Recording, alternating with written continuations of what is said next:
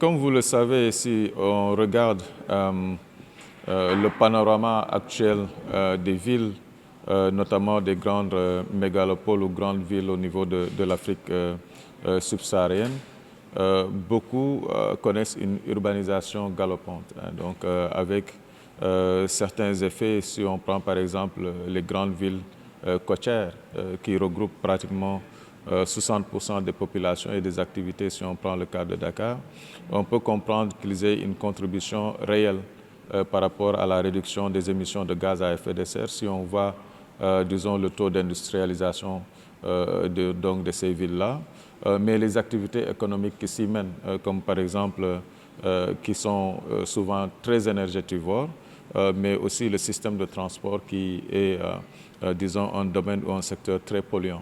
Donc là, on se dit que les collectivités doivent pouvoir jouer un rôle dans la réduction des émissions, mais aussi dans le renforcement de la résilience donc, des communautés. Et c'est la raison pour laquelle, à travers la Convention des maires, les différentes parties prenantes, c'est-à-dire grandes villes, qui font le plus souvent plus de 500 000 habitants. Et donc pour ce qui concerne déjà la ville de Dakar et la ville de Pikine qui ont bénéficié des financements, donc qu'ils puissent être dans ce processus avec une planification qui prend en compte les aspects climatiques et les aspects énergétiques en matière donc, disons, d'efficacité donc, et de réduction aussi, disons, de ces émissions-là. Et maintenant, c'est d'élargir cette initiative-là pour que les autres villes au niveau du Sénégal puissent entrer dans ce processus-là. On a une intercommunalité au niveau de la Petite Côte avec une gouvernance inclusive hein, donc, qui prend en charge les questions donc, des déchets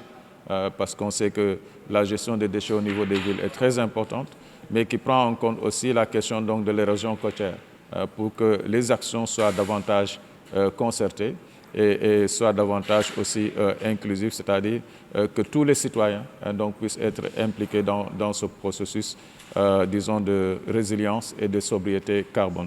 Donc la Convention des maires donne une opportunité à ces villes-là d'accéder à des financements, mais aussi de renforcer l'apprentissage par les pairs, c'est-à-dire ce que Dakar sait faire en matière de planification et même de réduction des émissions, qu'ils puissent aussi bénéficier aux autres villes qui n'ont pas eu cette chance-là, par exemple, d'accéder à des financements.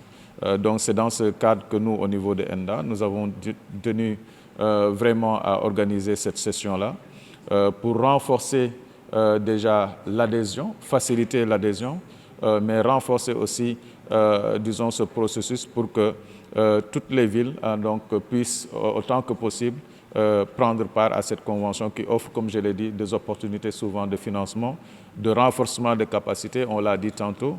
Il y a beaucoup d'employés au niveau des villes, c'est-à-dire des mairies, qui ont été formés sur ces questions relatives au changement climatique, que ce soit dans le domaine de l'adaptation, que ce soit dans le domaine aussi de l'atténuation, y compris aussi dans le secteur de l'énergie. Oui, les attentes sont réelles parce que le plus souvent, on a une bonne planification, c'est-à-dire une bonne définition des priorités au niveau donc, des documents, mais qui ne sont pas suivis d'effets. C'est-à-dire quand on parle d'effets, c'est l'effectivité, la réalisation et la mise en œuvre des actions qui sont souvent définies dans ces plans-là. Et c'est un travail, disons, de fond à faire qui demande un partenariat. Ce n'est pas uniquement les mairies qui vont pouvoir faire le travail.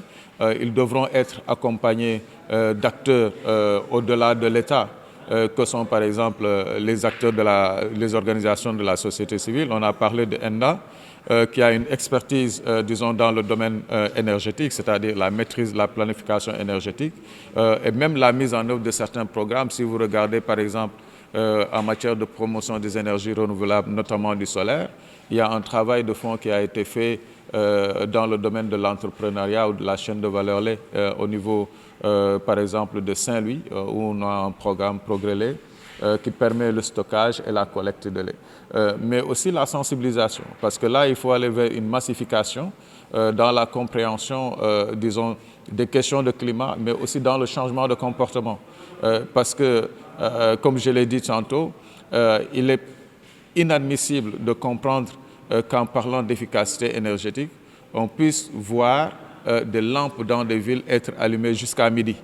Au moment où on parle de questions d'accès à l'électricité, c'est difficilement compréhensible. Donc il y a, je pense, des comportements qu'il faut changer, sensibiliser davantage les populations. Et même au niveau des bâtiments, on a vu, on connaît beaucoup de bâtiments au niveau de nos villes qui sont énergétivores. Si vous allez là-bas, bon, disons la clim fonctionne, la lumière est allumée et tout ça de façon conjuguée contribue aussi à nous rendre beaucoup plus énergétivores. Alors que là, on doit voir comment réduire davantage ces émissions-là par rapport disons, aux énergies qui existent et que nous utilisons jusqu'à présent, c'est-à-dire le combustible fossile. Avoir des alternatives, on a vu que dans beaucoup de villes, par exemple, on commence à avoir des lampes solaires. Il faut s'inscrire dans cette dynamique de solarisation.